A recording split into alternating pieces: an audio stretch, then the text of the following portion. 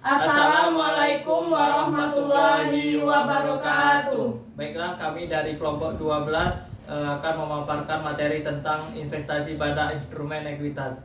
Sebelumnya, perkenalkan saya Ilham Saputra. Saya Anissa Zubaidah. Saya Aisyah Fadan. Baiklah, di sini pemateri pertama akan disampaikan oleh Anissa Zubaidah. Baiklah, saya di sini sebagai materi pertama. Saya akan langsung jelaskan tentang karakteristik dan metode atas investasi pada instrumen ekuitas. Nah, di mana menurut PSAK nomor 250 instrumen keuangan, penyajian instrumen ekuitas adalah setiap kontrak yang memberikan hak residual aset atas sesuatu entitas setelah dikurangi dengan seluruh liabilitasnya. Nah, kemudian investasi dan instrumen ekuitas mencerminkan kepemilikan atas saham yang diterbitkan oleh entitas lain. Terus pihak yang memperoleh kepemilikan saham disebut investor, sedangkan pihak yang menerbitkan saham disebut investor. Selanjutnya itu karakteristik saham, yang mana hak suara yang dimiliki oleh investor, kemungkinan investor mempengaruhi keputusan pada perseroan terbatas. Selanjutnya, karakteristik ini yang membedakan dengan investasi dalam instrumen utang, di mana hak investor ini utang hanya sebatas penerimaan bunga. Selanjutnya yaitu sedangkan hak investor atas investasi pada instrumen ekuitas tidak hanya sebatas penerimaan dividen. Selanjutnya yaitu pengaruh signifikan. Nah, signifikan ini adalah sesuatu untuk berpartisipasi dalam keputusan kebijakan keuangan dan operasional investor, tapi tidak mengendalikan atau mengendalikan bersama atas kebijakan tersebut. Nah, untuk pengaruh signifikan oleh investor ini umumnya dapat dibuktikan dengan suatu atau lebih indikator. Berikut adalah poin-poin dari pengaruh signifikan itu. Yang pertama itu keterwakilan dalam dewan direksi atau dewan komisaris serta organ setara dari investor tersebut. Nah, untuk yang poin kedua yaitu partisipasi dalam proses pembuatan kebijakan, termasuk partisipasi dalam pengembalian keputusan tentang dividen atau distribusi lainnya. Terus yang ketiga, adanya transaksi material antara entitas dengan investor. Yang keempat adalah pertukaran personel atau manajerial. Dan yang terakhir, penyediaan informasi teknik pokok. Selanjutnya yaitu metode akuntansi atas investasi pada instrumen ekuitas, metode biaya dan nilai wajar. Nah, di sini dalam PSAK 71, aset keuangan berupa investasi pada instrumen ekuitas harus diukur pada nilai wajar. Sedangkan metode biaya, nilai wajar dapat digunakan oleh entitas induk atas pencatatan investasi pada entitas anak pada laporan keuangan tersendiri. Sebelum dilakukan konsolidasi atas laporan keuangan dalam PSAK nomor 4, terus adanya metode ekuitas. Pada PSAK nomor 15, jika investor memiliki pengaruh signifikan atau atas investasinya pada saham investe, maka dicatat menggunakan metode ekuitas. Terus entitas atau NPC ini yang mana investor mempunyai pengaruh signifikan disebut entitas asosiasi. Terus pada metode ekuitas ini investasi pada awalnya diakui sebesar biaya perolehannya. Namun selanjutnya diukur dan disajikan sesuai dengan nilai ekuitas entitas asosiasi secara profesional. Untuk selanjutnya yaitu metode biaya dan nilai wajar. Nah, di sini ada dua poin. Yang pertama pengakuan dan pengukuran, dan yang kedua penyajian dan pengungkapan. Nah, di sini pengakuan dan pengukuran di mana metode biaya investasi pada awalnya diakui sebesar biaya perolehannya. Setelah pengakuan awal, investasi tetap diukur pada biaya perolehannya.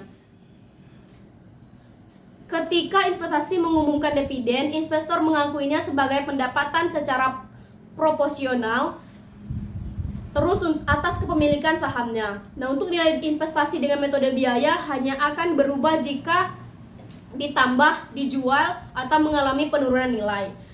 Yang kedua yaitu metode nilai wajar perlakuan akuntansinya hampir sama dengan metode biaya, kecuali setelah pengakuan awal investasi diukur dengan nilai wajar.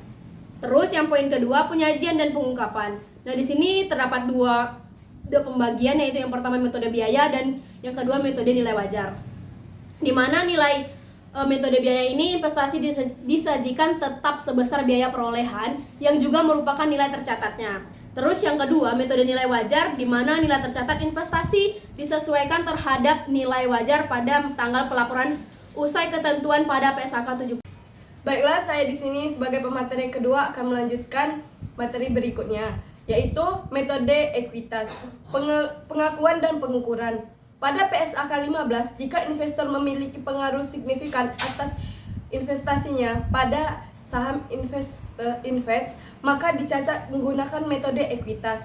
Entitas invest yang mana investor mempunyai pengaruh signifikan disebut entitas asosiasi. Perubahan peningkatan atau penurunan atas nilai ekuitas entitas sosial diantaranya dapat terjadi akibat yang pertama, pengakuan laba atau rugi neto entitas sosial atau meningkatkan atau menurun. Yang kedua, pembagian dividen oleh entitas sosial asosiasi atau menurun. Yang ketiga, pengakuan penghasilan komprehensif lain oleh entitas sosial atau meningkat atau menurun. Selanjutnya, alokasi selisih atau atas biaya perolehan investasi. PSAK 15 menyatakan bahwa pada saat perolehan investasi dengan bagian entitas atas nilai wajar neto aset dan liabilitas teridentifikasi oleh invest dicatat dengan cara sebagai berikut. Yang pertama, goodwill yang terkait dengan entitas asosiasi termasuk dalam jumlah tercatat investasi. Amortisasi goodwill tersebut tidak diperkenalkan. Yang kedua, setiap selisih lebih bagian entitas atas nilai wajar neto aset dan liabilitas teridentifikasi dalam diri invest terhadap biaya perolehan investasi dimasukkan sebagai penghasilan dalam menentukan bagian entitas laba rugi entitas asosiasi atau ventura bersama pada periode investasi yang diperoleh. Selanjutnya, penghentian pengakuan. Investor menghentikan pengguna metode ekuitas sejak tanggal investasinya berhenti menjadi investasi pada entitas asosiasi. Hilangnya pengaruh signifikan, yaitu ketika pertama, investasi menjadi investasi pada anak perusahaan, maka investor mencatat investasinya sesuai dengan PSAK 22 dan PSAK 65. Yang kedua, menjual sebagai investasinya dan sisa kepentingan dalam entitas asosiasi merupakan aset keuangan, maka investor mengukur sisa kepentingan tersebut pada nilai wajar sendiri. PSAK 71, investor mengakui dalam laba rugi selisih ataupun antara A. nilai wajar sisa kepentingan apapun dan hasil apapun dari pelepasan sebagai kepentingan pada entitas asosiasi atau ventura bersama. B. Jumlah tercatat investasi pada tanggal penggunaan metode ekuitas dihentikan. Baiklah, di sini saya akan melanjutkan materi selanjutnya, yaitu tentang penyajian dan pengungkapan. Pada metode ekuitas, investasi disajikan pada nilai tercatatnya, sedangkan bagian laba dan entitas asosiasi disajikan di laporan laba rugi dalam tersendiri. Pada pengungkapan yang disyaratkan PSAK 67, pengungkapan kepentingan dalam entitas lain terikat investasi pada entitas asosiasi adalah untuk setiap entitas asosiasi yang material bagi entitas pelapor. Di sini ada 4, yaitu pertama ada nama pengguna bersama atau entitas asosiasi. Yang kedua itu ada sifat hubungan entitas dengan pengaturan bersama. Yang ketiga itu lokasi utama kegiatan usaha, pengaturan bersama. Dan yang terakhir yang keempat yaitu proporsi bagian kepentingan atau penyertaan modal yang dimiliki oleh entitas dan jika berbeda proporsi hak suara yang dimiliki jika dapat diterapkan. Selanjutnya itu ada isu lain seputar metode ekuitas. Yang pertama itu ada nilai tercatat investasi negatif pada metode ekuitas. Jika nilai tercatat investasi menjadi 0 atau negatif, akibat bagian investor terhadap rugi entitas asosiasi sama dengan atau melebihi kepentingan pada entitas asosiasi, maka investor menghentikan pengakuan bagiannya atas rugi lebih lanjut. Yang kedua itu ada transaksi hulu dan hilir. Dalam prakteknya, banyak terjadi transaksi antara investor dengan entitas asosiasi. Transaksi tersebut dapat berupa jual beli aset ataupun jasa yang menghasilkan keuntungan atau kerugian.